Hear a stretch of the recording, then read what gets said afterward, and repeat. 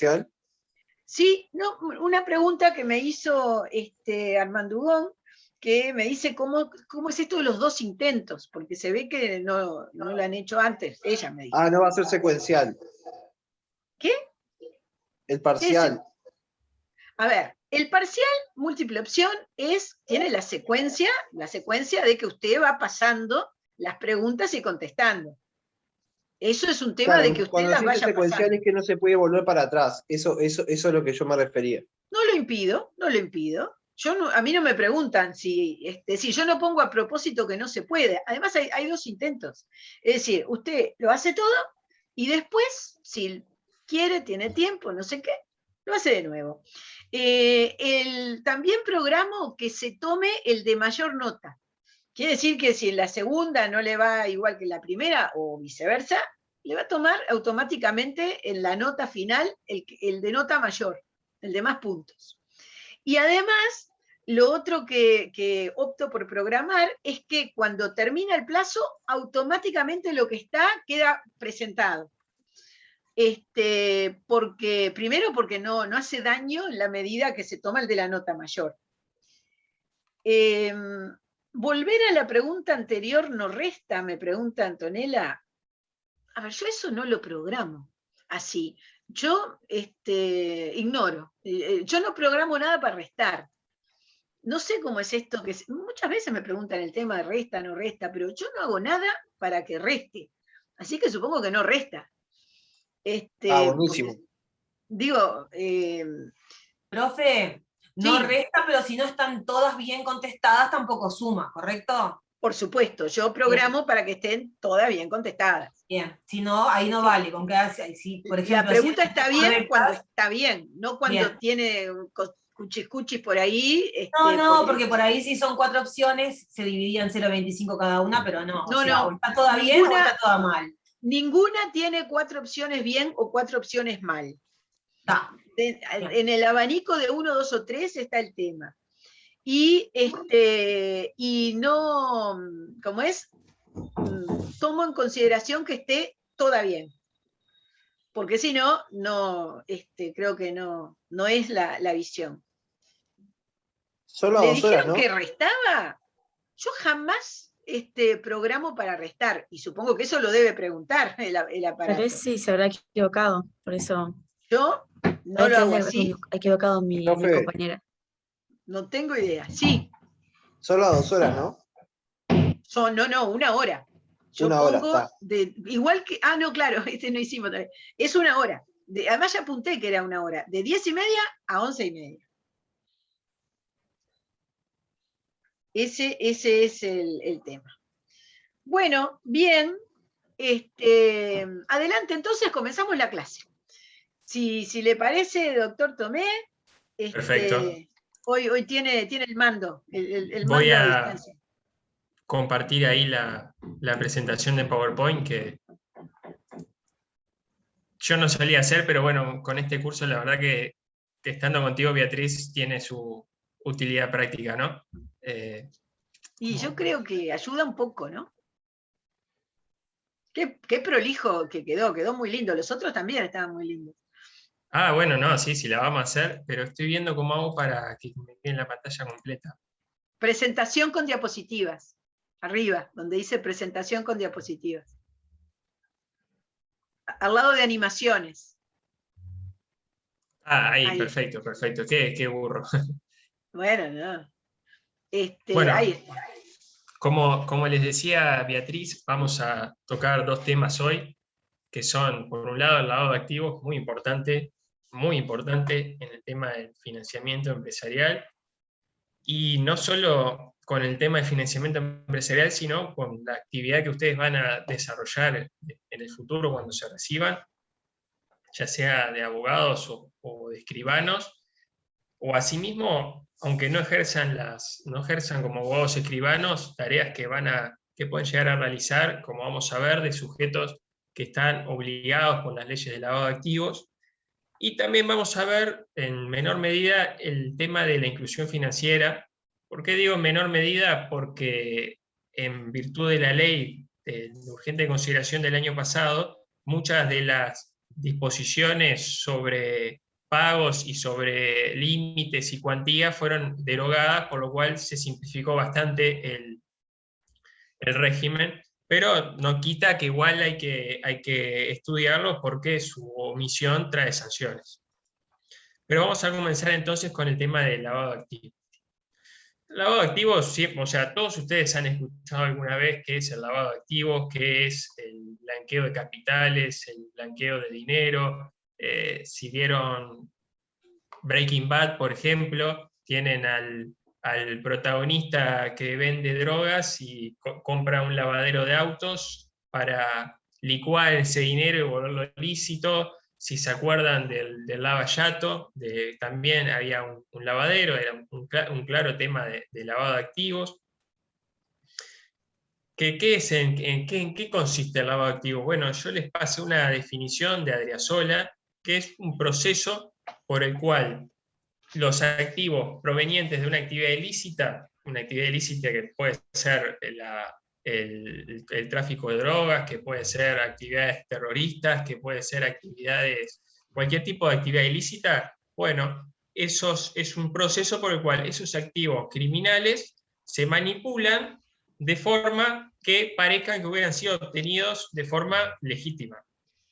O sea, ¿qué es el lavado de capitales, el lavado de activos? Es una actividad, un proceso tendiente a tomar capitales sucios, digamos, y convertirlos en capitales limpios. ¿Por qué les pongo la imagen de la lavadora? Bueno, surge en los 70 con el concepto, digamos, en Estados Unidos, que hacían los criminales, bueno, ponían lavanderías, y con eso montaban sus esquemas criminales a través de las lavanderías, entre otros, ¿no? Desarrollos. Y bueno, y lo que buscaban era, bueno, mirá, tengo la plata lícita, la saco de acá. Bueno, sí, está, no es así. No era así, obviamente. Por eso les digo que es un proceso, no es algo de tenía plata sucia o dinero sucio y de un día para el otro lo volví limpio. No, es un proceso que consiste en 3 partes. Por un lado, en la colocación en primer término de ese dinero ilícito. Yo soy traficante de drogas y no puedo ir y depositar al banco $1 millón porque, bueno, van a saltar todos los esquemas de prevención. Tampoco puedo ir por la vida gastando el dinero. Por ejemplo, hace poco, cuando estaba preparando esta clase, vi una noticia, no sé si ustedes la vieron, que cayó un criminal porque había asaltado una casa en Maldonado, en el cual había robado no sé cuántos lingotes de oro y una cantidad de efectivo. Y bueno, ¿y qué hizo el hombre? En vez de tratar de blanquear el dinero, se dio la gran vida. ¿Y cómo lo atraparon? Bueno, porque obviamente saltó en todos lados como el cambio de lo que era la calidad de vida económica de esa persona. De un momento para el otro empezó a comprarse autos, viajar, comprar esto, comprar lo otro. Bueno, ahí cayó enseguida.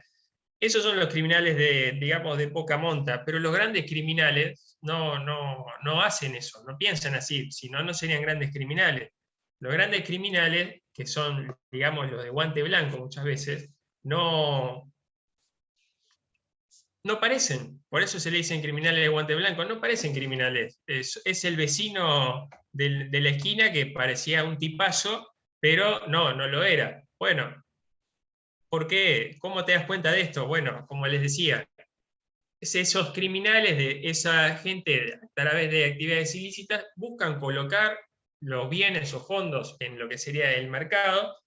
Antes, cuando no había un desarrollo bancario y un desarrollo de la inclusión financiera bastante desarrollado como hay hoy en día, era más fácil, era colocar el efectivo, empezar a comprar cosas de a poquito. Bueno, ahora con el tema de la inclusión financiera tampoco es que haya desaparecido del todo. Por ejemplo, si teníamos que los bancos no prestan atención a depósitos inferiores a $10.000, siempre y cuando no deposites $10.000 todos los días, ¿qué hacen muchas veces? Bueno, el menudeo. En vez de hacer un depósito de $20.000, hago 7 depósitos, 10 depósitos de 1000 en tantos meses, y así lo voy licuando, y ahí voy introduciendo ese capital, esos bienes, a lo que sería el tráfico legal.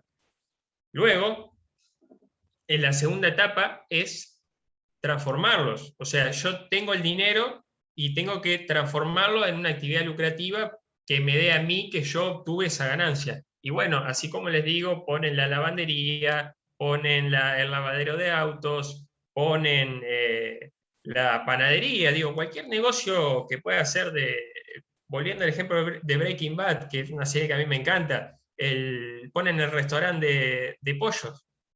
Y bueno, y ahí, después de eso, obtienen la ganancia, y bueno, y ahí se terminaron de integrar los fondos que eran originalmente ilícitos, pasan a ser fondos lícitos, porque bueno, esa persona los incorporó al sistema financiero o los incorporó a la actividad económica normal, y luego de que se incorporó a la actividad económica normal, es muy difícil darse cuenta, bueno, esto fue de origen ilícito o fue del origen lícito de los trabajos o de las utilidades de las inversiones que realizó. Que esto es un gran problema, porque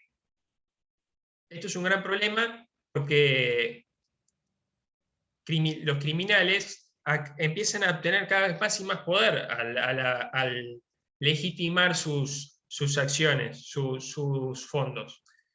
Acá les puse esto, nuestro país, por cuál es la situación. Ahí van a ver, me quedó medio mal un fondo atrás de los Panama Papers, que bueno, que eso fue un boom que explotó en 2016. Pero vamos a volver un poco atrás. Como les decía, los antecedentes, digamos, históricos, que a mí siempre me gusta comentarlos cada vez que doy un tema, los antecedentes históricos del tema del lavado de activos, si bien siempre surge bastante fuerte en los 70, sobre todo en Estados Unidos y en Europa, en Italia, y viene muy de la mano con lo que es el tráfico de estupefacientes, el tema de las drogas ilícitas que empezaron a tener los narcotraficantes cada vez más y más poder, sobre todo en Estados Unidos con la crisis del crack, y el crack es una droga bastante fuerte, y toda la situación estadounidense luego de la guerra de Vietnam. Bueno, ahí dio lugar a que se empezara a tomar especial atención en lo que eran estos criminales que, como les dije, dejaron de ser criminales de poca monta a convertirse en verdaderos empresarios de lo ilícito, podríamos decirlo. Y así se sancionaron varias convenciones sobre estupefacientes, sobre lavado de activos, sobre crímenes de terrorismo, porque también, bueno, una cosa que también preparando la clase que leía, de una de las actividades más lucrativas que tienen los grupos terroristas, aunque no lo parezca, son el tema del tráfico de drogas. Los terroristas utilizan el tráfico de drogas para financiarse. Por ejemplo, también, no solo, ya yéndome un poco por las ramas, pero no solo hasta los grupos terroristas, sino hasta se habla de narcoestados, que no voy a dar nombres concretos, pero se habla de narcoestados, de estados generalmente autoritarios, en los cuales se financian a través del tráfico de drogas. Y perdón, Sí. una acotación. Desde hace ya años, otra actividad que también sirve para el lavado, después de la parte de narco, es la piratería de la propiedad intelectual, sea marcas y derechos de autor. Yo me acuerdo que hace unos 20 años vino un fiscal norteamericano en un curso de formación, en ese momento que arrancaba la Policía Nacional, y Merriam, un fiscal antidroga y antilavado, y especialmente nos mostró un mapamundi en el cual tenía los movimientos de la piratería de marcas y patentes que coincidían en paralelo con el tema del lavado de activos. Por eso en las aduanas, al lado de los temas lavado y narcotráfico, está piratería de la propiedad intelectual, es decir, como que van juntos. De repente de Uruguay, como es un mercado chico, no visualizamos lo que importa como volumen, pero en países grandes es impresionante también este tema. Perdón la interrupción, metí un... No, Beatriz, vos en eso sos la número uno, así que No. cualquier cosa que diga siempre suma. Es totalmente verdad y da uno para pensar, uno alguna vez siempre alguna cosa pirateada ha tenido y no, la clase está grabada, no, espero, no vale esto como confesión en un proceso jurisdiccional, espero, pero uno se puede poner a pensar cuando camina por la feria, por ejemplo, ¿no? Y ve todos esos productos falsificados, y bueno, uno no sabe el origen de esos productos, y bueno, perfectamente pueden ser de que en materia de terrorismo o de lavado. Pero volviendo al tema, nuestro país también cercanamente al tiempo, aparte de suscribir las convenciones internacionales, sancionó su propia ley de lavado de activos en el año 98, que luego fue varias veces sustituida. Como les dije, acá pongo estupefacientes y terrorismo, la gran relación que tienen uno a veces, por lo que es la situación del país y por lo que vamos a ver después sobre la ley antiterrorista, uno piensa qué exagerados que son con el tema del terrorismo. Tengo que consultar si un cliente está en la lista del Consejo de Seguridad de la ONU. Bueno, sí, tiene que consultarlo porque es una obligación legal que uno tiene y uno nunca sabe si puede estar o no puede estar. A raíz también de todo esto que les estoy comentando, se fueron creando grupos internacionales.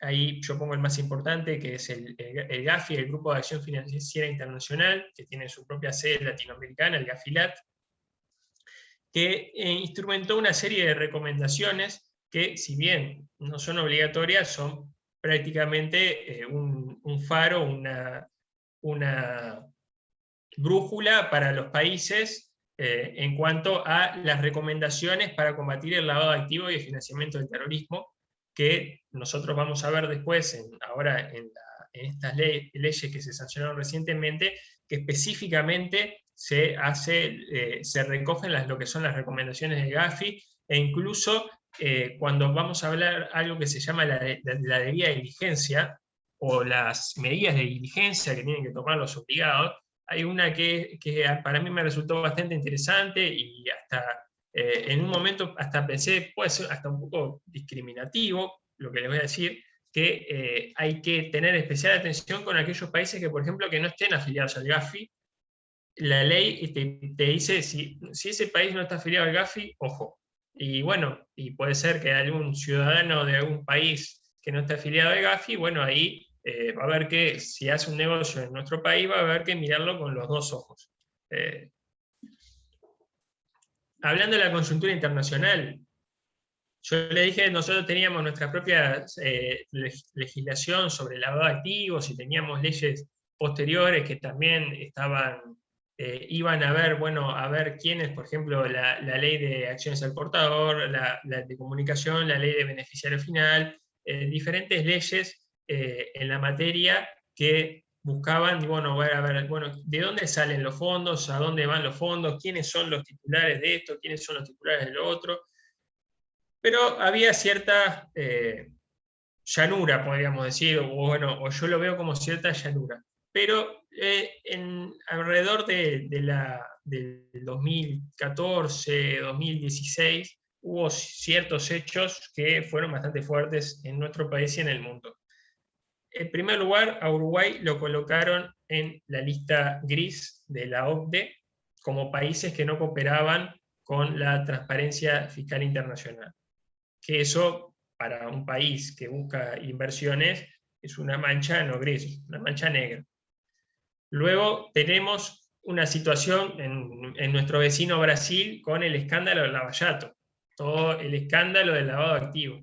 Y por último, tenemos el caso de los Panama Papers. Un día yo estaba en la facultad todavía, me levanto un día, explotó todo el Consorcio Internacional de Periodistas, presentó los informes de los papeles de Panamá, el ex estudio Mossack Fonseca, que se filtraron datos de políticos, de personalidades, todos con temas del lavado de activos. Esto salpicó hasta Uruguay, hubo personas detenidas, se creó hasta una propia comisión parlamentaria, la Comisión Parlamentaria para el Estudio de los Papeles de Panamá se llamó, y de esa comisión sobre los Panama Papers, y de lo que les venía a decir anteriormente, se acordó la sanción para dar cumplimiento a lo que eran las recomendaciones del Gafi de las leyes de lavado, primero la ley de lavado de activos, la 19.574, que es del año 2018,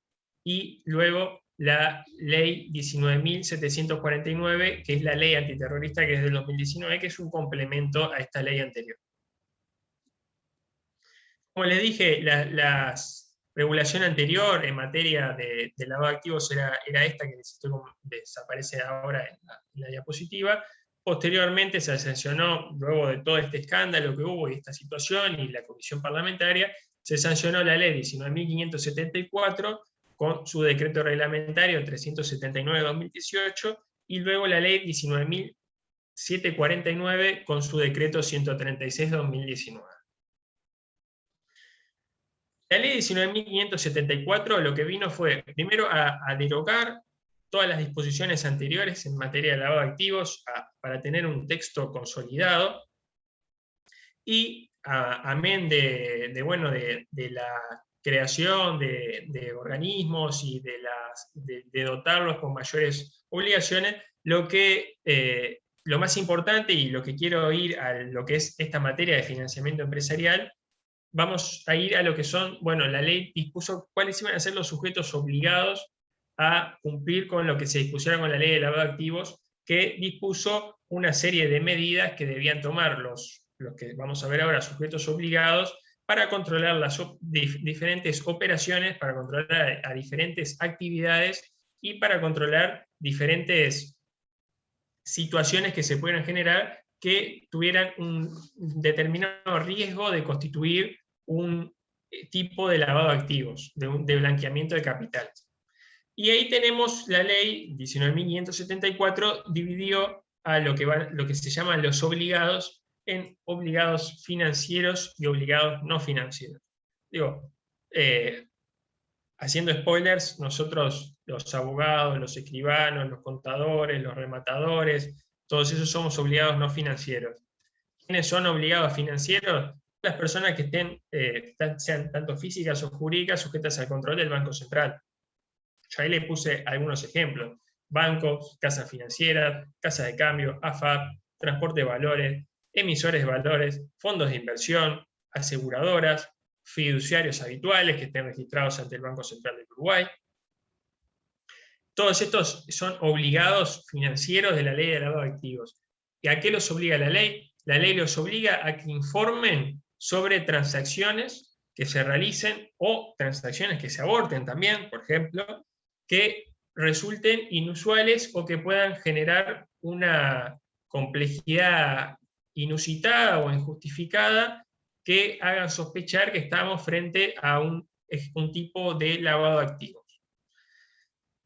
Estos obligados financieros están obligados a informar a la Unidad de Análisis Financiero del Banco Central y a la CENACLAF, la Secretaría Nacional contra el Lavado de Activos y el Financiamiento del Terrorismo, de cualquier de esas actividades que generen un riesgo o una sospecha de que se puede estar ante el lavado de activos. Y ahí se instrumentará, se analizará la situación, si es o no sospechoso del lavado de activos, y puede terminar o no en la justicia penal esto. Yo después, más adelante al final del tema, recogí lo que es el informe de la Unidad de Análisis Financiero del año 2020, que fue publicado este año, que me gustaría compartirlo con ustedes porque es bastante gráfico de lo que te dice, acá los bancos reportaron tantas operaciones, estos otros obligados reportaron tantas operaciones, de tantas operaciones que reportaron, tantas terminaron en la justicia, de tantas operaciones que reportaron este año fueron mayores o menores de las que habían reportado el año anterior, o mayores menores del año anterior, pero mayores al año 2016, por ejemplo. Y es bastante gráfico. Después tenemos los obligados no financieros, Ahí la lista es larga, bastante larga. Yo la puse porque era imposible no perderme ninguno, sino tenemos a los casinos, tenemos a los agentes inmobiliarios, las empresas constructoras, los promotores, los rematadores, las personas físicas o jurídicas dedicadas a la intermediación o mediación en operaciones de compraventa de antigüedades, obras de arte, metales y piedras preciosas, que bueno, que este es un mercado bastante importante, no en la dimensión, pero sí muchas veces en los valores que se manejan. Los usuarios de zona franca y los explotadores, asociaciones civiles, fundaciones, partidos políticos, asociaciones sin fines de lucro, los proveedores de servicios societarios o fideicomisos. Aquí la ley establece en particular cuando están obligados, cuando constituyan sociedades, cuando integran directorios, cuando faciliten un domicilio social a la sociedad, cuando sean fiduciarios, cuando ejerzan funciones de accionista o cuando vendan personas jurídicas, constituyen la persona jurídica, arman una sociedad anónima y la venden, que era un negocio bastante común anteriormente, ahora se sigue haciendo, lo hacen menos, pero antes iba uno y constituía una sociedad anónima, la tenía toda pronta y después llamabas por teléfono: hola, quiero comprar una sociedad anónima. Sí, mira, te sale esto, está, la compro, listo, te transfiero las acciones. Bueno, estos ahora están obligados. También estamos obligados los abogados, los escribanos y los contadores. Ustedes dirán, en todos, o sea, yo me recibo ahora, no de contador, ¿no? Pero yo me recibo ahora de abogado o escribano y estoy obligado. No están obligados en todos los casos, sino en algunos. Yo a los contadores, lo lamento, los dejé de lado, me voy a centrar más en lo que son los abogados y los escribanos. Voy a pasar un poco por adelante el resto de los elencos, porque bueno, creo que no nos daría ni la clase de hoy, ni la clase de jueves, ni tampoco creo que ustedes quieran venir acá en octubre, así que vamos con los abogados y los escribanos. ¿Los abogados todos se encuentran obligados? No, la respuesta ya les he dicho anteriormente, es no. ¿Cuándo se encuentran obligados? Cuando actúen a nombre y por cuenta de clientes. Esto es importante. En la discusión parlamentaria, cuando se sancionó esta ley, fue el Colegio de Abogados a la comisión que se estaba instrumentando, que acá hago un paréntesis: siempre que ustedes tengan la duda, esto ya se lo van a haber dicho muchas veces, siempre que tengan la duda sobre alguna disposición o sobre el alcance de alguna disposición, para mí siempre es importante que vean los antecedentes parlamentarios y la discusión parlamentaria, porque bueno, muchas veces de ahí se extraen cosas interesantes. Recordando un poco, cuando me tocó dar la clase de leasing, me acuerdo con Beatriz, estuvimos hablando del porqué del crédito de uso, por qué se le dio ese nombre, y bueno, y ahí, ¿cómo supimos eso? Bueno, de la discusión parlamentaria del representante que explicó el porqué. Bueno, y eso es una interpretación que hizo el legislador y que está en la discusión parlamentaria. Pero volviendo bien a este tema, acá hay digamos, no quiero decirle un problema, pero hubo un pero bastante grande, sobre todo del Colegio de Abogados, porque en el proyecto original de esta ley de lavado de activos había alguna interpretación que entendía que se estaba dejando de lado o vulnerando lo que es el secreto profesional, por lo que les voy a decir más adelante. Entonces, bueno, fueron muy cuidadosos con las terminologías bueno, algunos dicen que no fueron cuidadosos, pero para mí trataron de ser cuidadosos con la terminología que utilizaron. Entonces, volviendo al tema, ¿los abogados se encuentran obligados en todos los casos? ¿Todos los abogados estamos obligados? No, yo no estoy obligado y yo no estoy inscripto, porque yo no actúo a nombre y por cuenta de mi cliente en operaciones sospechosas. ¿Qué son las operaciones sospechosas? Y esto no es algo que yo diga que son sospechosas, sino que la ley entendió objetivamente que ciertas actividades podían instrumentar o podían constituir un riesgo de lavado de activos.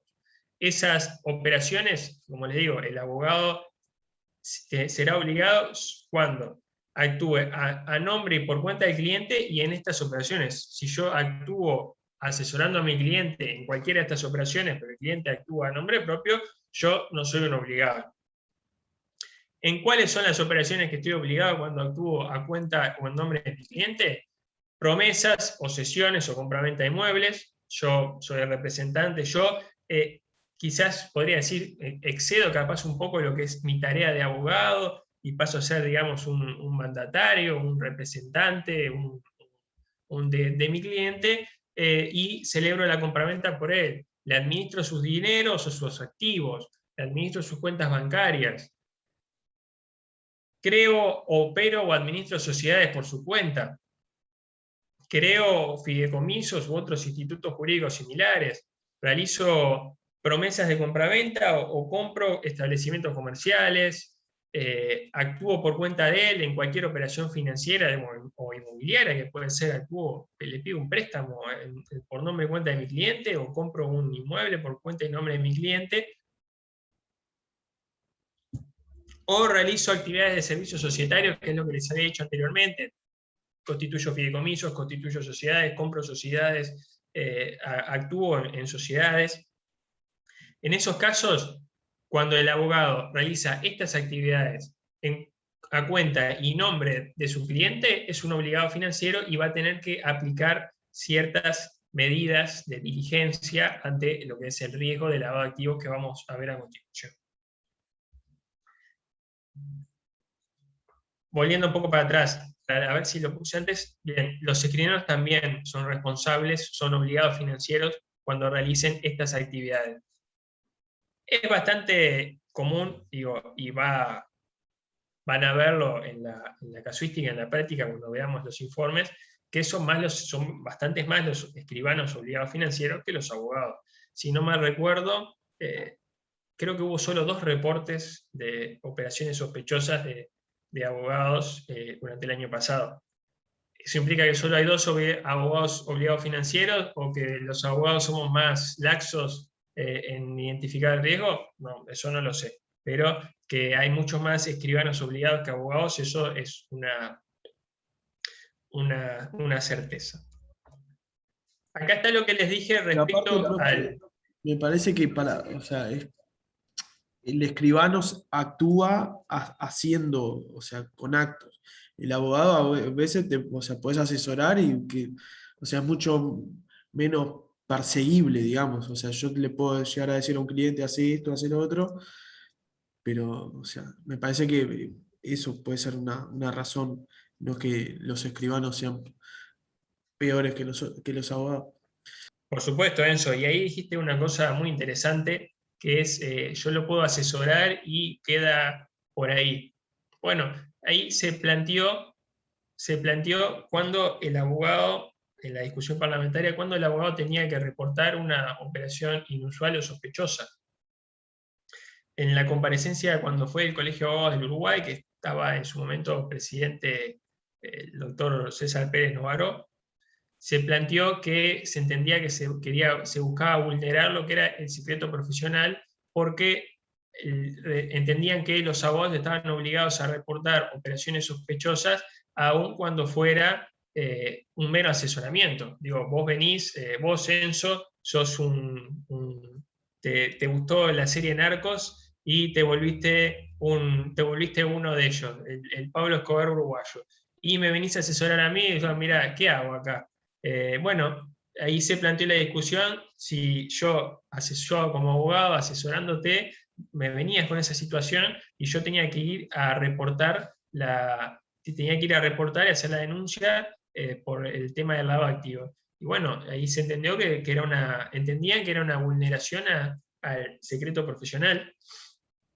Ahí el artículo 13, que menciona a cuáles son los obligados no financieros, en los cuales estamos los abogados y los escribanos, estipuló que no estaban obligados a reportar las operaciones inusuales o sospechosas, ni siquiera las anteriormente nombradas, o sea, todas las que les dije anteriormente, si la información que recibieron fue para verificar su estatus legal o en el marco del derecho de defensa en asuntos judiciales, administrativos, arbitrales o de mediación. Y ahí me acuerdo clarito de discusión parlamentaria era, bueno, ¿cuándo empieza el asunto judicial, administrativo, arbitral o mediación?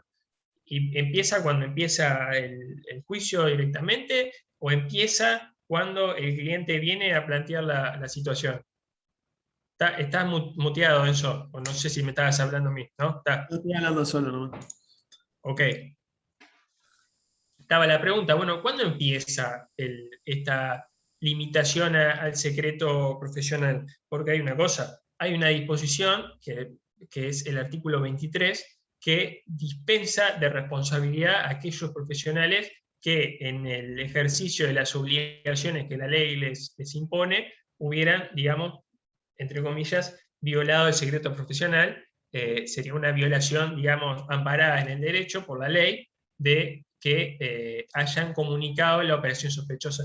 Entonces lo que se preguntaran era, bueno, ¿cuándo estamos ante una verificación del estatus legal o en el marco del derecho de defensa? Y ahí me acuerdo, había ido un penalista, que ahora no me acuerdo el nombre, en la comisión parlamentaria, que también dijo, bueno, ¿esto empieza cuando lo estoy asesorando o empieza cuando está la acusación, cuando está acusado?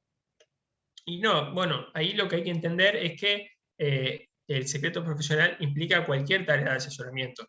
Digo, si interpretáramos este artículo 13 como que hay que vulnerar el secreto profesional en cualquier caso ante el asesoramiento, sería inconstitucional, y por el principio de interpretación constitucional, o sea, esto nos vamos de financiamiento empresarial, pero si tenemos una interpretación que es inconstitucional y otra interpretación que es constitucional, hay que tender a la interpretación que mantiene la constitucionalidad de la norma.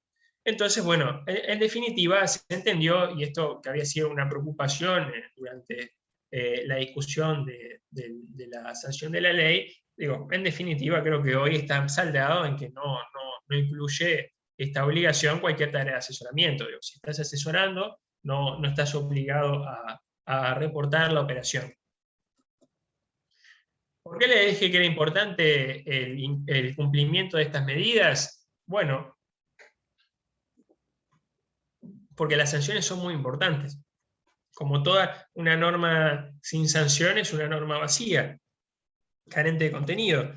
Y una ley como la de lavado de activos, que tiene un fin bastante importante y un combate y que busca combatir lo que es la actividad ilícita del blanqueo de capitales y del financiamiento del terrorismo, digo, si uno no establece una sanción dura, bueno, es más proclive que no lo cumplan. Y bueno, las sanciones para los obligados son graves. Más allá del apercibimiento o multa, que las multas, como dicen, pueden ser entre 1.000 unidades indexadas, está a 5 pesos con 62 centésimos, a 20 millones, dependiendo del caso, o sea, son multas bastante fuertes, pueden ir hasta la suspensión, que también es un tema que se planteó, la suspensión de facto, digamos, está suspendido de punto, o previa autorización judicial. Eso quiere decir que la suspensión provisoria te la puede dictar el órgano administrativo directamente, previa autorización judicial en forma definitiva. Digo, uno no es papita para el loro, digamos, uno incumple, yo soy abogado escribano, incumplo 1 o 2 veces o una vez algo muy grave de esto, puedo ser suspendido en forma definitiva en el ejercicio de mi profesión. Acá estamos con lo que les dije, los obligados no financieros, los financieros, pero centrándonos en nosotros, en ustedes, que van a ser los abogados o escribanos que mañana o van a autorizar negocios o van a asesorar a sus clientes para financiarse o para invertir o para lo que sea. Bueno, ustedes, los obligados no financieros, los obligados financieros y no financieros, están obligados a llevar lo que se llama la debida diligencia, que, digamos, ¿cómo lo puedo decir resumidamente? Es buscar y recolectar información sobre los clientes, ya sean clientes nuevos o clientes actuales, con la finalidad de conocer el riesgo que esté asociado a la actividad que buscan realizar, o sea, a la actividad ya sea una compra-venta, ya sea una constitución de una sociedad, ya sea la constitución de un fideicomiso, etc. Digo, lo que se busca es que el sujeto obligado tome determinadas medidas de conocimiento para poder evaluar el riesgo para realizar el servicio a sus clientes. Y acá es muy importante... Es como una búsqueda de antecedentes, digamos. Sí, claro, pero no solo de antecedentes, porque no solo hay que buscar los antecedentes previos, sino hay que buscar los motivos, digamos, obviamente siempre hay parte, y acá volvemos a contratos, hay parte de los motivos que se exteriorizan y hay parte que no, pero digo, tiene que haber cierta justificación de la operación y también tiene que haber cierta debida diligencia con lo que son las situaciones. La ley no busca y no buscó establecer un umbral de riesgo de debida diligencia, como diciendo, bueno, todas las operaciones, cualquiera, sea lo que sea más de tanto, es un riesgo alto o un riesgo bajo, si bien hay topes y hay diferentes montos para operaciones, lo que se basa en la ley es un enfoque basado en riesgos, que el enfoque lo realiza el obligado financiero. Yo soy obligado financiero y tengo que fijarme en dos cosas. Primero, en el riesgo inherente a la actividad, a la actividad que voy a instrumentar o que voy a desarrollar o que voy a realizar a cuenta o nombre de mi cliente. Y luego, en menor medida, puedo ver cuál será el riesgo residual. ¿Riesgo de qué? El riesgo de que haya en realidad un lavado de activos, un blanqueamiento de capitales.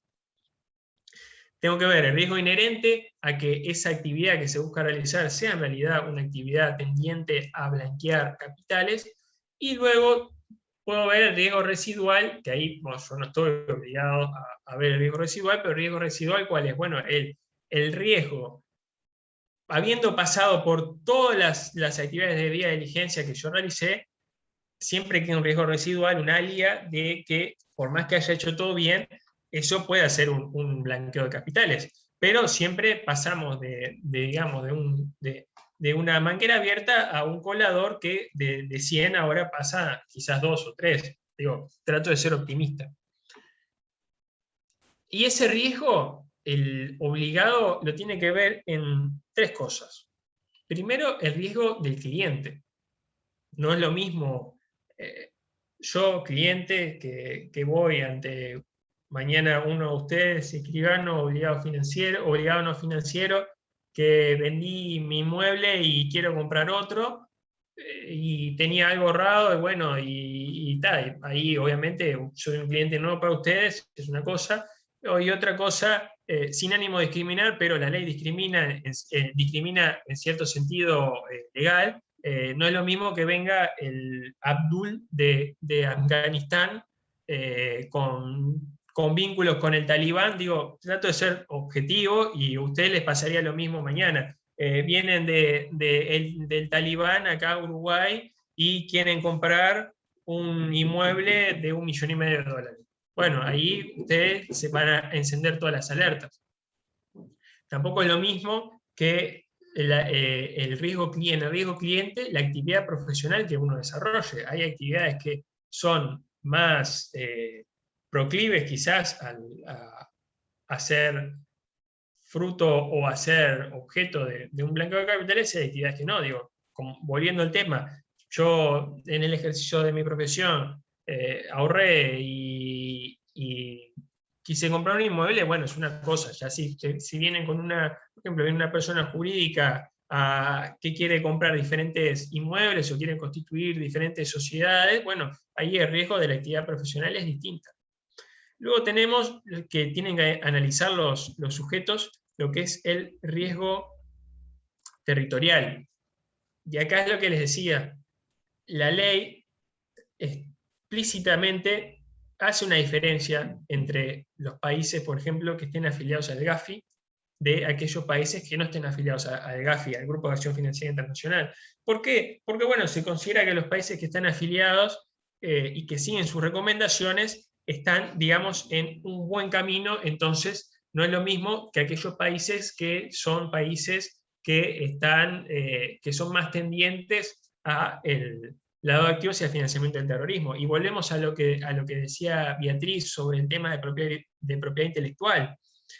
Como si bien no conozco los países que estaban en ese mapa, pero bueno, uno siempre piensa en unos países en los cuales hay una buena serie de posibilidades. Y después, digo, por ejemplo, yendo al caso no tanto del lado de activos, pero digo, no sé, por ejemplo, el tema del fraude, ¿no? Que si bien no es lo mismo, es primo hermano. Bueno, uno sabe, hay países, hay estados, generalmente islas pequeñas, que quizás tienen 20.000 habitantes y 40.000 sociedades comerciales constituidas.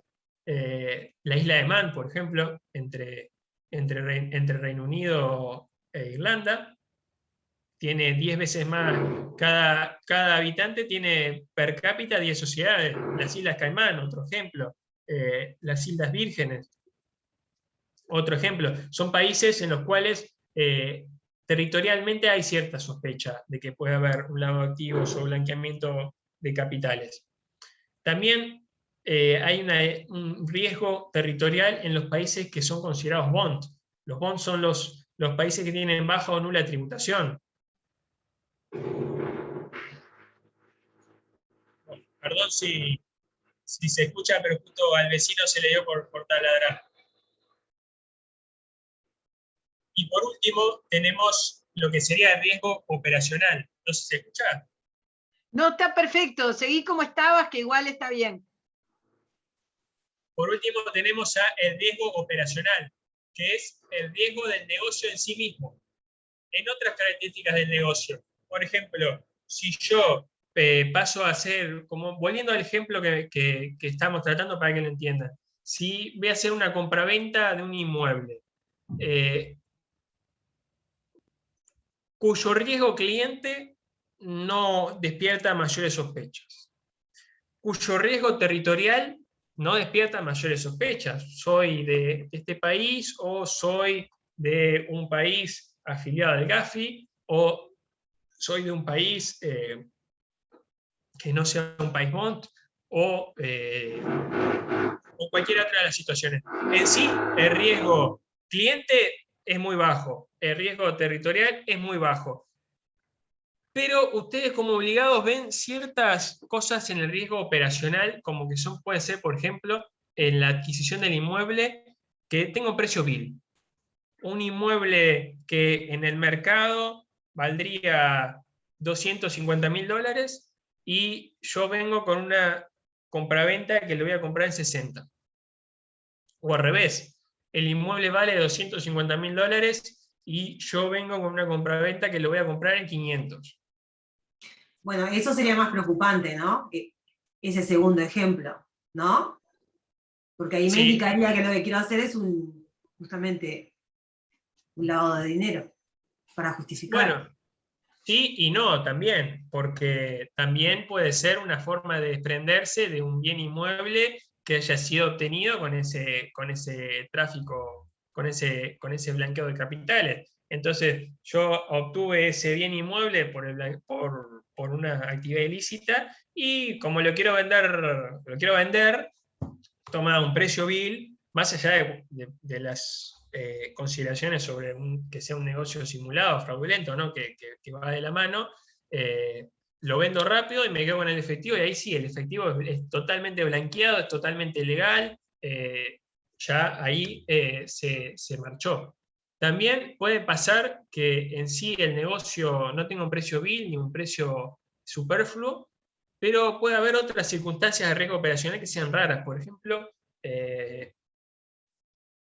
operaciones sucesivas, por ejemplo. Que sea que yo le compré el bien a Beatriz y a la semana se lo vendí a Casella y Casella a las 2 semanas me lo volvió a vender a mí y yo se lo vendí a Neumann a los 2 meses. O que compre 5 muebles en una semana. También puede ser. Sí, Rodrigo. O cuando se utiliza un testaferro también, ¿no? Pregunto. Bueno, por supuesto, ahí el tema del testaferro es que el prestanombre, bueno, uno en general no sabe quién es si actúa por cuenta o nombre de otra persona. El obligado tiene que individualizar eso, pero siempre se puede mentir, ¿no? Pero sí, tal cual. Entonces, volviendo al tema, ustedes, los obligados, ya sean abogados, escribanos, los casinos también, por ejemplo, yo me acuerdo ahora del casino, cualquier operación que implique más de $3.000 tiene que realizarse un umbral de diligencia, por ejemplo, en el caso de los casinos. Pero lo que implica la ley es que los obligados tengan un enfoque basado en riesgos que ellos puedan discernir en base a su convicción si hay o no un riesgo de lavado. Esto también se ve reflejado un poco en los números. En el momento que se sancionó la ley y bueno, veníamos de todos los papeles de Panamá y todo eso, hubo un boom de reportes brutal, y luego con el paso de los años se fue bajando, fue disminuyendo, hasta el punto que hoy en día la CENACLAF, creo que en mayo de este año, presentó un informe diciendo que estaba bastante preocupada por la baja de reportes de actividades sospechosas, que ya el GAFI ya le había dicho el año anterior que había sido medio bajo el reporte, y al otro año fue todavía más bajo, y lo que decía la CENACLAF es, bueno, ahora, la noticia de mayo no les puedo dar la actualización, ahí estoy en el debe, pero decía, prácticamente el GAFI nos va a matar, porque estamos reportando menos de lo que ellos ya pensaban que era menos. Volviendo al tema, el obligado a realizar la debida diligencia tiene que identificar y tener conocimiento de quién va a ser la persona que va a instrumentar el negocio, e incluyendo el beneficiario final. Ustedes ya recuerdan cuál es el concepto de beneficiario final de las transacciones sí correspondidas. ¿A quién se lo tiene que hacer esos procesos de debida diligencia? A los nuevos clientes, o también a clientes actuales. No implica, si uno tenía un cliente desde antes de la sanción de la ley y ese cliente luego pasa a realizar actividades, bueno, hay que realizar las medidas de debida diligencia.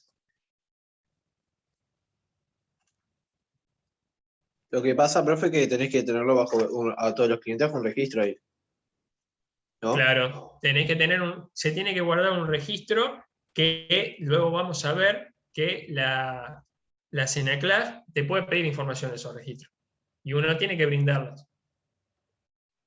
¿Cuáles son las medidas de debida diligencia? Más allá de que se dividen en 3 tipos, tenemos las medidas de debida diligencia normal, tenemos las medidas de debida diligencia simple, y tenemos la medida de debida diligencia intensificada, que yo les conseguí lo que son los formularios, que se los voy a mostrar ahora en un rato. Ustedes mañana, yo conseguí lo de los escribanos porque bueno, me pareció que iba a ser más interesante que el de los abogados, por la dimensión que son muy pocos los que hacen los reportes, son mucho menos los escribanos, pero ahí vamos a ver cuáles son los datos y la información que hay que rellenar, que hay que conseguir del cliente. En sí, las medidas de debida diligencia hay que identificar quién es el cliente, utilizando datos de información confiable de fuentes independientes, identificar el beneficiario final, tomar medidas razonables para su verificación, obtener información sobre el propósito de la relación comercial y la naturaleza de los negocios. Esto es lo que les decía, no es solo ver los antecedentes, sino, sin hurgar en la vida privada de forma intensa, ver el porqué del negocio, alguna justificación que tenga, y realizar, cuando corresponda, un seguimiento de la relación comercial y examinar las transacciones para asegurar que sea consistente con la información disponible brindada por el cliente. Esta sería la medida de diligencia normal.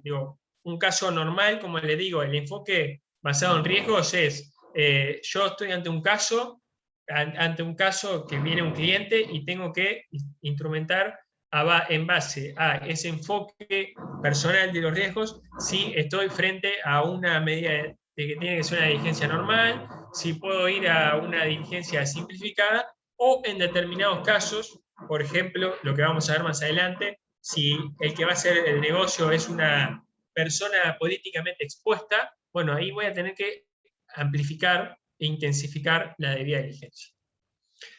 Pero digamos que es un caso muy simple y tengo la certeza que es muy bajo el riesgo de lavado por la actividad, por lo que va a ser el riesgo operacional es muy bajo, el riesgo territorial es muy bajo y el riesgo del cliente es muy bajo también. Bueno, entonces puedo aplicar una debida diligencia simplificada. Tengo que recoger el nombre y apellido, la cédula, los datos. Acá es lo que decía, no me acuerdo quién decía, si actuaba a nombre propio y de un tercero, o de un tercero, y en su caso verificar esa representación, si hay que identificar un beneficiario final. Verificar las listas confeccionadas en función de las resoluciones del Consejo de Seguridad de las Naciones Unidas. Esto es lo que les decía, y a ver si puedo mostrárselas, así después cortamos. Ya no vuelvo a...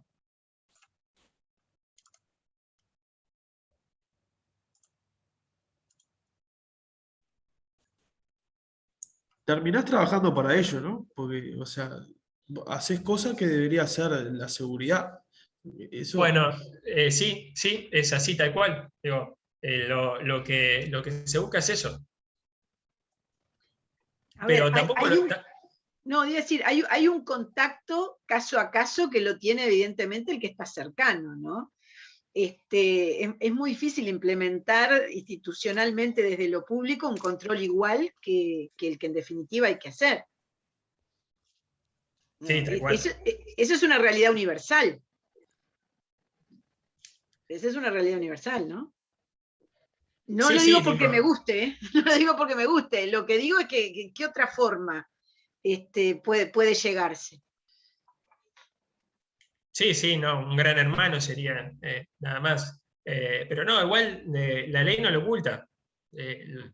Las intenciones no son ocultas. Digo, los obligados van a tener que trabajar para detectar las operaciones y ojo con no reportar las operaciones porque el organismo público puede pedirte información, puede no solo pedirte información, sino te puede pedir que realices informes.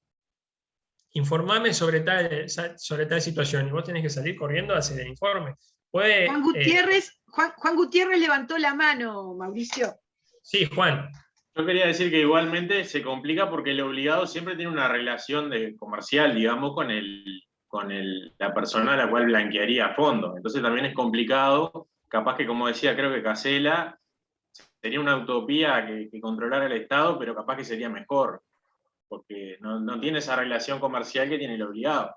Si sos el abogado de una persona que sabés que va a blanquear fondo, tampoco vas a prestar la debida diligencia. Está quedando grabado, perdón. Hipotéticamente está hablando usted. Hipotéticamente, claro. Pero Uno va a hacerlo bueno, controlé. a ver, el tema de que si es secreto profesional no tiene que declararlo ya quedó laudado. De modo que ese punto queda a salvo con ese concepto. Acá Sí. es otra cosa, ¿no? Acá estamos hablando de la operación, es decir, lo que va para afuera, no de esa relación. De modo que es distinto, es distinto. Nada, no. Lo que pasa es que son temas que es interesante intercambiar opiniones, pero no le distorsiono más la clase al doctor Tomé. Adelante. Para nada, Beatriz, para nada. Interrumpime siempre que dispongas. No, es muy interesante lo que decías, Juan, y después vamos a ver que, digo, creo que es más complicado con los clientes que ya son habituales. Con los clientes nuevos, si uno, digo, a uno mañana uno es abogado y mañana le viene un caso que le resulta un poco oscuro, bueno, uno siempre está en la posibilidad no, mirá, no me interesa. No quiero escuchar más nada, me tapo los oídos. Si ya es un cliente presencial, bueno, se puede un poco crispar la relación. También, ¿no? Uno es abogado, por ejemplo, uno es abogado de no de alguien que va a realizar la operación, sino de alguien que a partir de la ley constituye un obligado no financiero.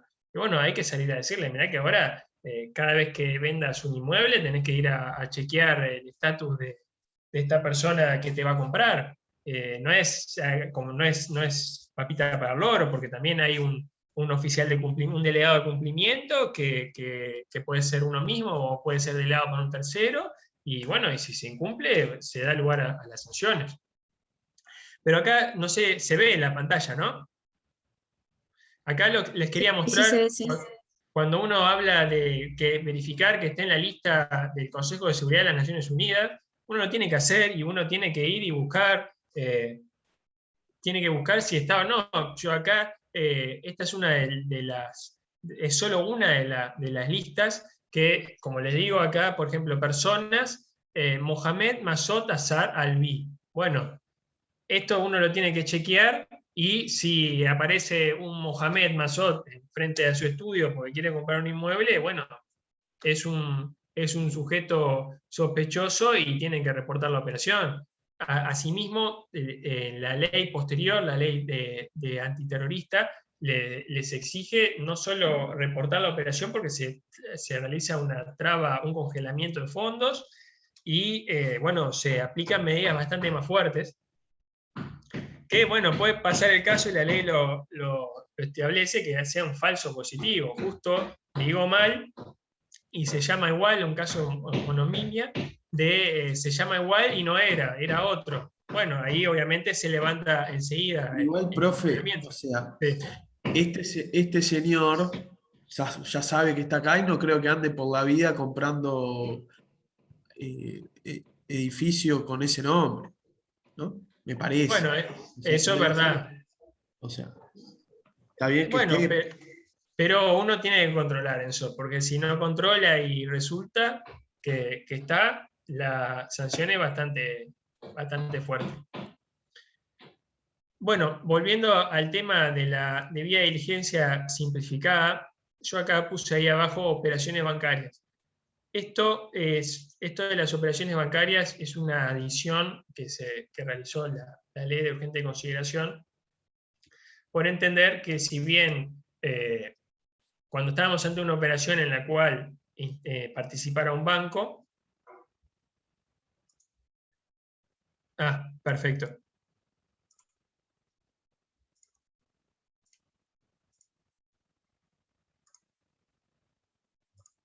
Ahora sí, ¿no? Como les decía, esto que agregué acá, operaciones bancarias. Esto de las operaciones bancarias respecto a la debida diligencia simplificada es un agregado que instrumentó la ley de urgente consideración, la 19889, que establece que, sin perjuicio de que nunca se hay que dejar de hacer un análisis de la debida diligencia cuando en la operación participa una institución bancaria, sí puede dar lugar a que se realice una diligencia simplificada. Y esto, a mi entender, es una respuesta. Hubo un caso, no me acuerdo si es del 2018 o de 2019, en el cual, un caso judicial, en el cual una escribana fue absuelta, digamos, de sanciones, porque no había ejercido cierta diligencia simplificada, y después resultó que el origen de los fondos no era lícito y que estábamos ante un caso de blanqueo de capitales. Entonces, bueno, se instrumentó la responsabilidad contra esta escribana, y bueno, la escribana lo que dijo fue, pero yo, los fondos habían venido a un banco y fueron a otro banco. Yo pensé que era lícito. Y la justicia le dio la razón. Y bueno, ahora esta ley recoge esto, bueno, que sin perjuicio de que pueda simplificarse, no hay que dejar de hacerla, y bueno, para evitar nuevos casos así que sucedan. Y luego tenemos lo que son las medidas de debida diligencia intensificada. En la debida diligencia intensificada se tiene que tomar la información de la debida diligencia normal, y aparte se tiene que realizar lo que es obtener datos sobre el estado civil de las personas, si está casada o está en una unión concubinaria, y los datos de su esposa o esposo, o de su concubino o concubina. Una declaración de regularidad fiscal que declare que está en cumplimiento con las obligaciones tributarias, ya sea en este país o en el país de origen, y que que presente copia de las declaraciones del BCU sobre titularidad de acciones al portador y o beneficiario final si correspondiente. Esto también aplica las medidas de debida diligencia intensificada cuando estamos frente a personas políticamente expuestas, que son personas que en los últimos 5 años hayan establecido o hayan ocupado cargos en los poderes del Estado. Vamos a hacer un stop porque lo tengo acá solo para que vean. Una pregunta sobre eso. Sí. ¿Eso, por ejemplo, se hace para controlar que no haya, por ejemplo, entre otros delitos, el de peculado? O sea, por ejemplo, sacar de fondos del Estado para uso personal y También, bueno, y también. después hacer lavado de activos. Sí, por supuesto, no. No sé quién fue que me hizo la pregunta. Yo, Rodrigo Méndez. Rodrigo, volvemos al tema, digamos, al antecedente de esto. Brasil, a un lado, un montón de políticos desfilando en la justicia por lavado de activos. Ustedes saben por qué se llama Lava Jato el caso. Porque tenía el lavadero de autos ahí en Brasilia, era.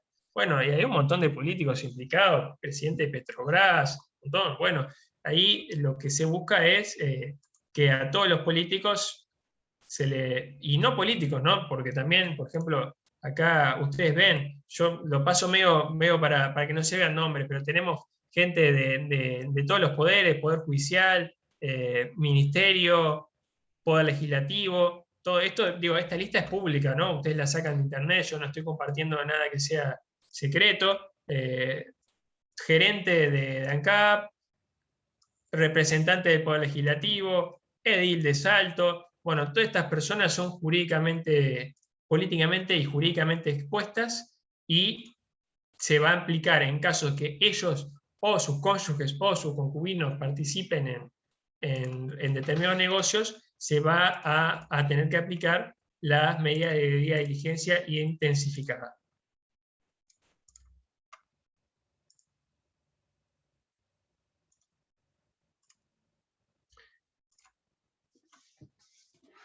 Y acá está una cosa que preguntaban, bueno, ¿qué pasa si yo genero una crispación con el cliente? Bueno, acá la ley lo que obliga es que los obligados de informar no establecerán relaciones de negocios ni ejecutarán obligaciones cuando no puedan aplicar las medidas de debida diligencia. Esto es bastante importante, ¿no? Digo, es lo que les decía anteriormente. Si ustedes tienen que aplicar las medidas de debida diligencia y no pueden acceder a las mismas o se las niegan, bueno, tienen que inhibirse de realizar esos negocios. Y si ya empezaron a hacerlos, tienen que darle fin. Y tienen la sugerencia, digamos, y la ley dice, lo copié textual, considerar la pertinencia de realizar un reporte de operación sospechosa a la Unidad de Información y Análisis Financiero del Banco Central del Uruguay. Y acá está la pregunta, que yo ahí marqué, una opinión doctrinaria, doctor Rafael García Martínez. ¿Qué pasa si no se establece la relación de trabajo, no se brindan los datos y el negocio se hace igual? Bueno, esta opinión, que me pareció interesante comentarla, el García Martínez, el libro está en internet, público, entiende que hay una nulidad del negocio, porque la ley dice que no establecerán y que cesarán. Entonces, según él entendió, yo la verdad no tengo una opinión formada sobre este punto, y por suerte no me ha tocado pensarlo aún, pero entendió que el negocio era nulo, o sea, era como inexistente el negocio. Que acá hay una pregunta, ¿qué pasa con los terceros de buena fe? Que habría que ver, que resulta bastante interesante. Y lo que les decía anteriormente, lo que es la competencia que tiene la SENACLAF para solicitar información, tanto de los sujetos obligados, mañana ustedes sean escribanos o abogados obligados, o estén, no sé, tengan una inmobiliaria, o sean promotores inmobiliarios, o estén o brinden servicios societarios, bueno, o sean fiduciarios habituales, inscritos en el Banco Central del Uruguay. Bueno, la SENACLAF les puede pedir información a ustedes, puede solicitar información a cualquier organismo público, puede solicitar informes, o sea, informame sobre tal persona o tal operación en tantos días. Y hay una cosa importante que es que si la SENACLAF te pide, por ejemplo, ustedes están instrumentando un negocio con un particular X. Sí, Antonella. No, que con respecto a la SENACLAF, lo que hacen los escribanos es al momento de hacer el negocio que sea, buscan la lista de la ONU políticamente expuestos en el Banco Central, el nombre de la persona, y si parece negativo, que es lo que debería pasar para seguir el negocio, se guarda la captura de pantalla, se imprime y se hace como una carpetita de cada persona para el caso de que si le cae la SENACLAF tener la documentación para presentar. Sí, claro, perfecto, sí, eso es lo que tienen que hacer, están obligados a hacer eso. No es solo una buena práctica, sino una obligación. Si la SENACLAF te pide información sobre esto y no se le puede decir, no tengo nada, porque es un incumplimiento a lo que es la ley y bueno, tiene unas sanciones importantes. Y lo importante es que la SENACLAF te lo puede pedir en cualquier momento, ¿no? Puede estar 3 años después, te lo pide. Y hay un detalle muy importante que es, si ustedes están realizando un negocio, volviendo al tema, al ejemplo que puso Antonella, viene el escribano, está haciendo el negocio y busca en las listas del Consejo de Seguridad de las Naciones Unidas y no encuentra nada, imprime la información, digamos que tuvo un enfoque no simple, pero tampoco intensificado, un enfoque de diligencia normal, pero por alguna razón a la SENACLAF le interesó el caso. Y le pide información. Ya habiendo realizado el negocio, mientras está realizando, le digo, informame sobre esta persona. Bueno, hay una prohibición legal que establece la ley de poner en conocimiento a las personas involucradas que se las está investigando, o que se les va a remitir el informe. Que esto también recibió críticas del Colegio de Abogados del Uruguay cuando se estaba discutiendo en la discusión parlamentaria, porque entendían que en cierta forma era casi como una pesquisa secreta, ¿no? Que están prohibidas por la Constitución. Yo de vuelta entiendo que hay que ir por una interpretación constitucional y si las pesquisas secretas están prohibidas, si lo que está prohibido por la Constitución no lo puede pedir la SENACLAF. Pero bueno, pero es una situación, creo que lo decías Juan también, es sin duda una situación tensa, ¿no? Uno no está... Estoy seguro que gran parte de todos nosotros no estamos preparados para que venga la SENACLAF y dice, investigame a este sujeto y no le digas nada, y hacemos un informe a este sujeto que lo estoy investigando y no digas nada que le estoy investigando porque, bueno, puedes relevarlo y que abandone la operación y lo perdemos si es un tipo que está en el lavado de activos. Y ahora les iba a mostrar en la práctica qué son los formularios y los reportes.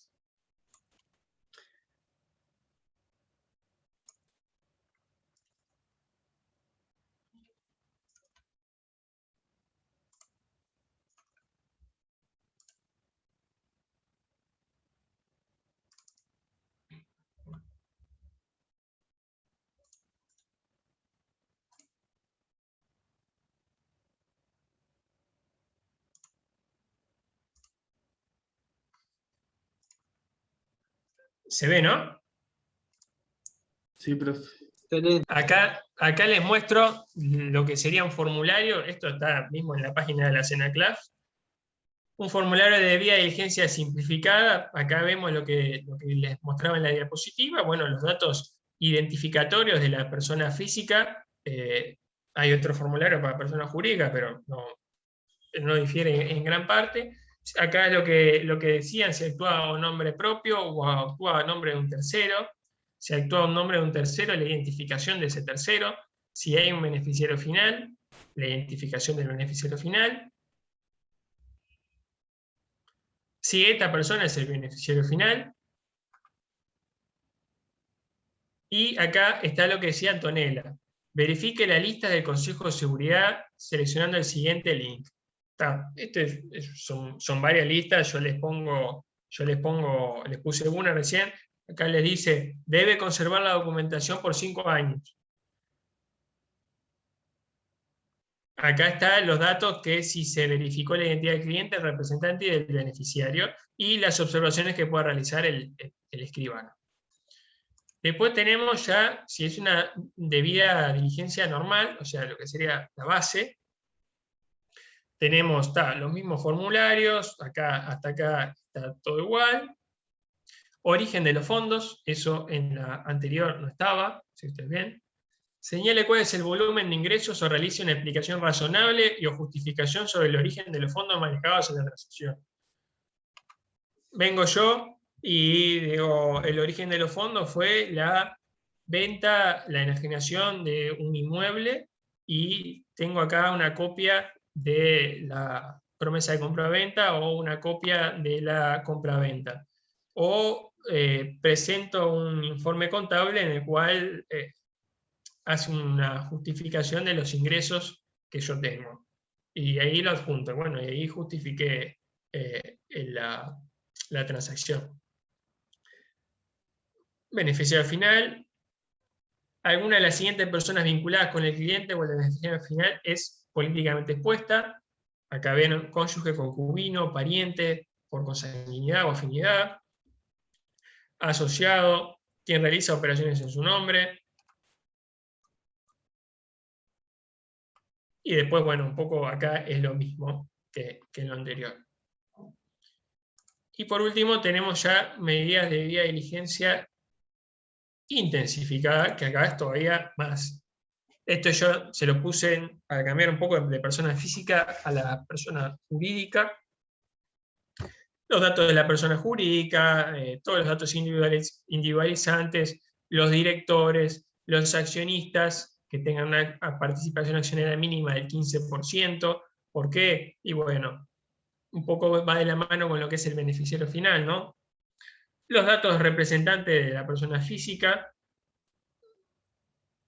Acá un poco ven también los datos. Quiero pasar porque, bueno, también no deja de ser un formulario ilustrativo. Digo, ustedes pueden hacer uno distinto. Creo que la Asociación de Escribanos en Uruguay tiene uno preformado ya, que obviamente muchos escribanos deben usar, pero bueno, este es el de la SENACLAF.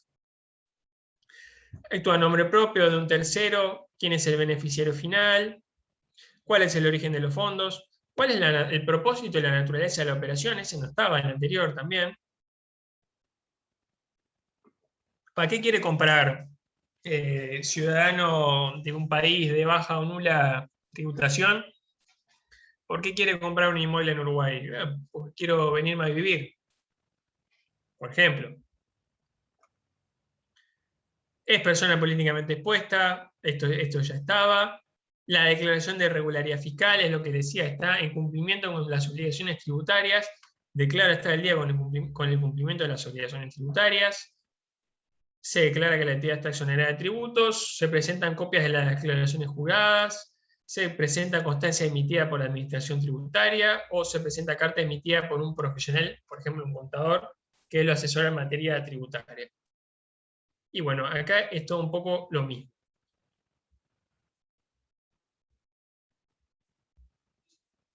Acá es una de las cosas que le decía, esto es nuevo, no estaba en los anteriores, que es lo que le decía anteriormente, no es solo, cuando estamos en un caso de debida diligencia intensificada, no es solo una foto al momento de realizar la operación, sino que al obligado se lo mandata a que haga cierta tarea detectivesca, quizás que tenga que realizar un seguimiento de la relación comercial más intenso, que tengan en los clientes que tengan una relación permanente. Bueno, nunca es, que es como también decía, nunca es muy feliz que andes al cliente cuestionándolo, que lo va a ver como un cuestionamiento, pero bueno, estás obligado a hacerlo, y la ley te obliga, y las sanciones por el incumplimiento son muy graves, no solo monetarias, sino hasta la inhabilitación profesional, así que digo, son cosas que hay que hacer, y bueno, de todas formas, comparto lo que decía Beatriz, sin verlo como algo positivo. Es cierto que quien puede ver más estas cosas son los profesionales y no el Estado, porque bueno, creo que el Estado que pudiera ver todo eso sería un Estado intervencionista tremendo. Bueno, tampoco es el objetivo. Y lo último que les quería mostrar es la memoria de la UIAF.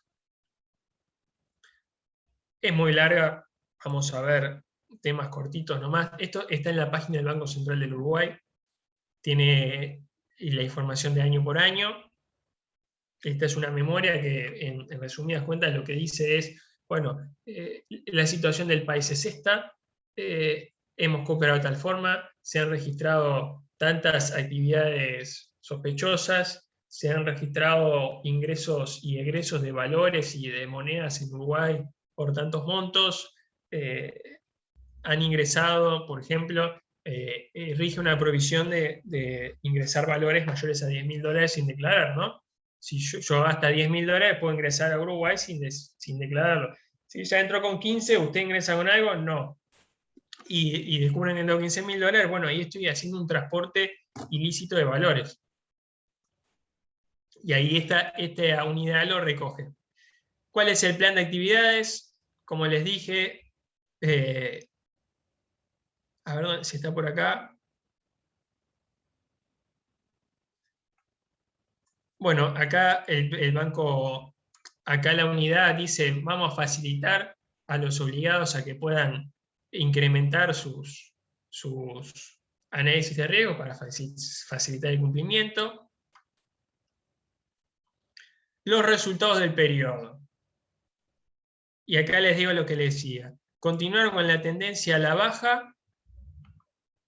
Y acá tenemos reportes de operaciones sospechosas e investigaciones de oficio. Bajaron casi 100 de 2018 a 2020, de 790 a 705. Pedidos de información de la justicia, o sea, de lo que fueron las operaciones reportadas como sospechosas, de 705 el año pasado, terminaron reportándose a la justicia 93. Y pedidos recibidos del exterior, digo, los países miembros del Gafi y los países que vamos, todos en la misma medida, tienen los propios órganos, tienen sus propios órganos similares, con diferentes nombres, pero similares, que pueden, hay tareas de cooperación internacional. Entonces, bueno, uno puede pedir información a un tercer estado. Eso, si no lo vieron, lo van a ver con internacional privado, pero no es momento de asustarlos ahora. Y bueno, y así, y ahí vemos, por ejemplo, que en 2018 a 2020 cayeron casi 200 los reportes de operaciones sospechosas. Acá, bueno, como les digo, de ROS, reportes de operaciones sospechosas, que ahora les voy a mostrar lo que sería el documento ROS, que fueron subiendo desde que se sancionó la ley. Como digo, había cierto, no quiero decir temor, pero bueno, cierta precaución, cómo iba a aplicarse la ley nueva y cuál iba a ser la dureza de la misma. Subió un montón, pero después empezó a bajar en los últimos años. Y acá tenemos los ROS recibidos dependiendo de los sujetos obligados. Los bancos son los grandes obligados que reportan. Fíjense, cada año reporta más, 481 en el año pasado. Después tenemos lo que decía, los otros obligados financieros, asesores de inversión, compañías de seguros y reaseguros, fideicomisos, prestadores de servicios societarios, cofres de seguridad, emisores de dinero electrónico. Después del sector no financiero, acá tenemos, yo marqué los escribanos, fíjense que los escribanos del 2019 al 2020 reportaron la mitad de lo que habían reportado anteriormente, con una baja del año a año del 58%, y desde el 2016 a el 2020 de un 13%, y después lo que les decía de los abogados, que son mucho menos los que reportan. Fíjense, de 151 reportes realizados por escribanos desde el 2016 al 2020, hubo solo 5 reportes de abogados. Por eso creo que es más.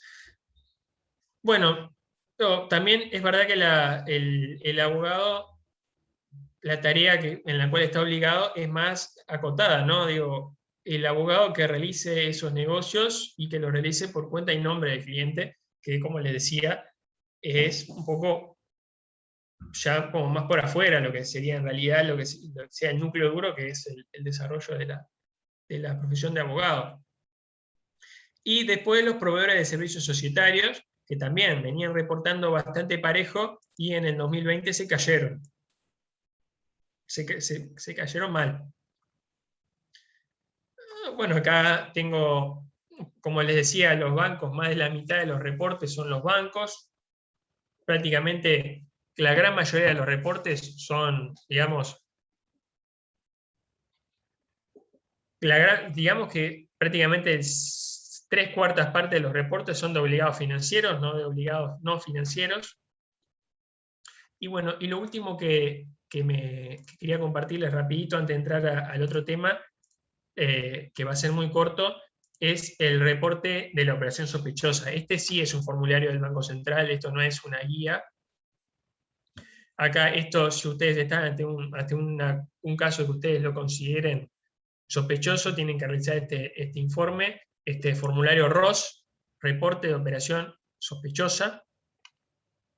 Ahí, bueno, qué tipo de sujeto obligado son ustedes, cuáles son sus datos, si es un ROS nuevo o es un complemento de un ROS anterior, de un reporte de operación sospechosa anterior. Por ejemplo, si están en un caso de vía de diligencia intensificada y ya habían hecho un reporte ROS anteriormente y ustedes siguieron teniendo que controlar la situación y vieron otra cosa que les llamó la atención y hacen un nuevo reporte, la identificación de las personas vinculadas directamente con la operación reportada,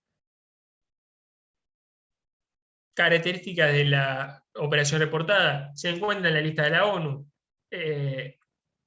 existen indicios que lo podrían vincular con actividades terroristas, fragmentó o estructuró las operaciones, es lo que les decía, en vez de hacerlo todo en una, en vez de hacer, no sé, 5 retiros de dinero en vez de hacer un retiro de dinero de $15.000, hizo 3 de 5.000 o bueno, en vez de retirar, para hacerlo más, pues tampoco se controlan todo, en vez de retirar $1.000.000 de una, fue retirando de a $9.000, para no despertar alarma. Bueno, es un reporte de operación sospechosa. Movimiento de fondos vinculados con países que no tengan el GAFI. Voy a comprar un inmueble y los fondos de ese inmueble vienen de la isla de Man. Bueno, es un reporte de una operación sospechosa. Perfil de la operación, bueno, acá lo que les decía, me faltó decirles, en las medidas de vía de diligencia intensificada se aplican en cualquier caso en efectivo y en montos de transferencias bancarias mayores a $300.000. La descripción de la operación reportada, se puede adjuntar documentos, y bueno, y las notas. Notas que hace el banco a quien va a hacer el reporte. Y bueno, hasta acá, ¿alguna duda sobre lavado de activos? Está bueno el tema, profe, porque esto sí no es importante. Me parece que está bueno el tema. Y estuvo bueno. Una pregunta a estudiantes. ¿Hay alguna materia, más allá de derecho penal, supongo, que se vea hoy en la facultad este tema? Justo estaba pensando eso. No, Un No. poco en penal, El profe. notariado lo damos en técnica 4, Claro, el notariado tiene la perspectiva técnica, digamos, ¿no? claro. No, está bien. Es Profe, importante dar. hay una opcional, Ah, claro. pero no es curricular, o sea, Sí, no obligatorio. sabía que era una opcional, pero me parecería lógico que esto tenga, sin perjuicio de la opcional, que tenga un estándar, ¿no? Para todos los profesionales que egresan. Sí, Así que está bien que lo demos. Es decir, porque en definitiva, en todo lo que es ingreso de dinero y todo lo que, recursos, todo lo que es financiamiento, esto está presente. Está bien. Termina No, siendo y, como adjetiva, pero creo que es relevante que lo veamos. no, y está bueno que ustedes vean también, digo, no solo hemos visto cómo pueden asesorar para el financiamiento, pero también es importante ver de dónde sale ese financiamiento. Y si ustedes Absolutamente. no lo habían visto hasta ahora, eh, es importante que lo sepan, porque Sí, sí, mañana ustedes sí. están realizando esas actividades sin saberlo y la CENACLAS les va a caer con toda, la ignorancia de la ley no sirve de excusa. Y Para las sanciones nada. son graves y ustedes se tienen que inscribir en el registro, tienen que designar un oficial de cumplimiento y si no lo hacen, están abiertos a sanciones. Así que ya por la cara veo que Casela nunca va a actuar a nombre y cuenta de los clientes. No, pero Y sabés no. que todos estos temas, todo lo que hemos venido dando en esta materia que es nueva en este plan, estamos a unas pocas materias de recibirnos y en realidad son cosas totalmente nuevas. Yo estoy en un estudio desde este año y estoy todo el tiempo viendo cosas así y la verdad es que nunca lo había visto en los 5 años de carrera, entonces creo que suma un montón. Al margen de que a mí personalmente no son cosas que me gustan o que me entusiasman, pero son necesarias saberlas porque son cosas del día a día del trabajo. Entonces, creo que es un súper aporte. Sí, sí. Menos Sí, lo sí, de tal que no cual. me gusta, porque a mí me gusta, coincido con lo que dice Neumann. No, yo creo que en definitiva esto es una herramienta laboral como materia, ¿no? Me pareció muy buena también la idea. Bueno, espectacular. Con esto terminamos. Cortito, ¿me dejás cortito dar una cosa de inclusión financiera? 5 minutos, así ya 5 cerramos todo. minutos de inclusión financiera. Muy cortito. Era un tema mucho más largo, la LUC lo rebajó un montón. Digo, en los medios de pago electrónico, ustedes ya lo conocen, estamos recontra acostumbrados, tarjeta de débito, crédito, instrumentos de dinero electrónico, instrumentos análogos, títulos representativos de un valor monetario. Yo ahí les había hecho una pregunta que estaba buena por un caso bastante reciente y que el otro día cuando estuvimos en el examen comercial con Enrique y Beatriz nos quedamos hablando de eso, de que bueno que habían hablado ustedes sobre si las criptomonedas pueden ser un dinero electrónico y están sujetas a la ley de inclusión financiera y hay una reciente consulta tributaria de la EGI que entendió que no era, que el Bitcoin era un caso de Bitcoin, una escribana pregunta se va a hacer una compraventa de un inmueble que parte del precio se va a pagar con Bitcoin y quería saber si era una... Sí, Beatriz. Ayer se calificó ese negocio, lo comentó la escribana en un grupo de WhatsApp que estamos, y positivamente. Quiere decir que ya entró y ya funciona en el Uruguay. Ayer le decíamos a ella, es como un día histórico, ¿no? Y la verdad que sí. Ya arrancó el tema Bitcoin para temas inmobiliarios. Termina siendo una permuta, ese es el asunto. Por supuesto, sí. Entendió la EGI que no era una compra-venta porque no había cosa por precio, había cosa por cosa porque el Bitcoin o el criptoactivo no podía ser, no era un dinero electrónico, sino que era un bien mueble incorporal, como un derecho. Como una acotación a lo que están hablando, perdón, estoy sin cámara porque estoy en mi trabajo hoy.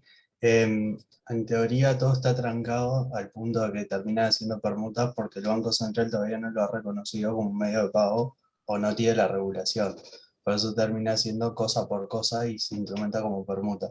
Bueno, y también en la misma línea lo siguió la DGI con la consulta que se hizo, que es la que menciona la presentación. acá no va a haber una ley que le dé un estatus distinto a lo que existe hoy.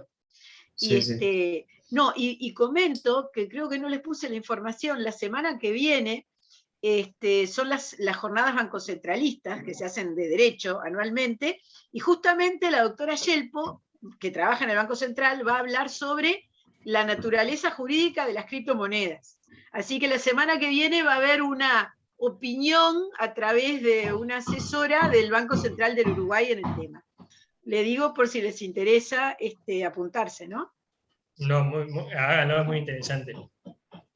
Y ya para seguir esto, lo quería comentar nomás, porque bueno, me había parecido interesante y era un poco algo nuevo. Los últimos les quería comentar eran los pagos. Los pagos antes estaban mucho más fragmentados, bueno, ahora por el artículo 10 de la Ley de Inclusión Financiera fue modificada por la LUC, dejó de ser obligatorio la acreditación bancaria, dice podrá ser en efectivo. Los honorarios profesionales hasta 1 millón de unidades indexadas pueden ser en efectivo. Y lo que es importante para financiamiento empresarial, el pago del precio en los negocios jurídicos. Antes había un límite, por ejemplo, si era un arrendamiento era hasta 40 BPC, si era una compraventa eran hasta 40.000 unidades indexadas. Bueno, ahora es hasta 1 millón de unidades indexadas en efectivo, que aplica para los negocios jurídicos y bueno, también para aporte de capital, aportes revocables, pago utilidades, pago participaciones sociales, receso, etc. Digo, dentro de las situaciones previstas por la ley 16.060. Y esa es, digamos que el capítulo de la ley 19.889 de la LUC fue libertad financiera y desregularizó un montón de, sin entrar en consideraciones positivas o negativas, pero antes estaba bastante diferenciado este negocio, este otro. Ahora, como vieron, es bastante más liberal en ese sentido. Hasta 1 millón de unidades indexadas se puede pagar en efectivo. Y bueno, está Beatriz por acá. Hasta acá lo dejo, creo. Bueno, muy bien. La verdad, precioso. Yo estaba contestando una pregunta que me mandó Nicolás Stefanoli, que él recordaba que en las jornadas que se hizo en el Instituto de Derecho Comercial, el contador del Banco Central dijo que durante el mes de septiembre iba a haber una especie de pronunciamiento de la opinión del Banco Central respecto de las criptomonedas. No lo hubo, pero pensamos justamente que el hecho de incluir por parte de una asesora del Banco Central el tema ese en las jornadas que organiza el Banco Central iba a ser el posicionamiento de opinión del Banco Central. Aprovecho para comentarlo a los demás, por si también, por esa cosa de... Yo creo que todo el mundo se va a estar prendido de qué diga esta doctora del Banco Central. En ese momento igual queda la grabación, porque va por el canal de YouTube del Banco Central, al respecto. Perdón, doctor, porque justo yo contesto cosas en el chat mientras está la clase, entonces ahí en ese momento estaba en este tema. Bueno, felicitaciones, la verdad que me pareció clarísima la clase, doctor Tomé. Muchas gracias. Muy bien puntuados estos últimos temas de inclusión financiera, y bueno, y todo el recorrido de lo que es el lavado de activos. Me parece, además de que muy claro toda la explicación, muy, muy interesante, muy útil. Por las preguntas que había, creo que también va a aprovecharse debidamente por los estudiantes. Más allá de que hay que estudiarlo para la evaluación final del próximo jueves, porque siempre tenemos que poner el touch de adrenalina estudiantil en el curso como corresponde. Bueno, bien. Una duda. Sí, adelante, Rodrigo. Yo estudié, para el parcial vengo estudiando de los materiales que te va dejando clase a clase en el EVA, pero no sé si con eso por lo menos algo orientado voy a estar para el día del parcial, o bueno, es un poco subjetiva su pregunta, porque cómo va a estar usted el día del parcial, no sé. No digo por mí, sino digo que con esa material se alcanza. Ya sé, bueno, mire, a ver, a mí cuando en la materia que sea me preguntan tal cosa alcanza, yo digo, siempre hay que hacer más. De modo que el tal cosa alcanza, como tal, como pregunta, siempre le voy a decir, lea más. El tema es que, en este caso de esta materia, de este primer año, es cierto, está un poco difuso el material. Lo que procuramos hacer en cada clase fue dar una lista de posibilidades de material, dar recursos online para facilitar también el acceso. Las últimas clases están los PPTs de los profesores, está además la ley, porque en definitiva los temas de las últimas clases, más allá del análisis y el planteo, es un tema que había una ley, hay una ley. A ver, yo creo que ese es material como para estudiar. Ese es material como para estudiar. No, sí. Lo Yo otro que usted me dice, si me dice si se puede estudiar del esquema de PPT, le voy a decir que nunca un esquema de PPT es un material como para que el profesor le diga, eso está. Digo, justamente, es un esquema para el seguimiento. No sé qué más decirle, Rodrigo. La verdad que nosotros procuramos hacer el máximo esfuerzo para que tuvieran todo lo que hay de cada tema, atendiendo de que no es una de esas materias de lea este libro, ¿no?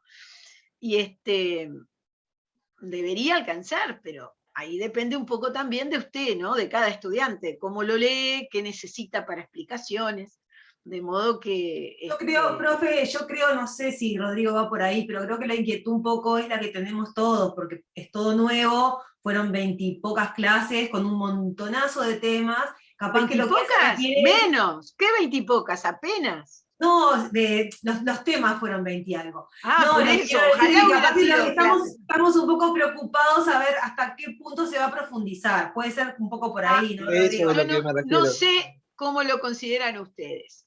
Ustedes, yo bueno, creo que lo que pasa es que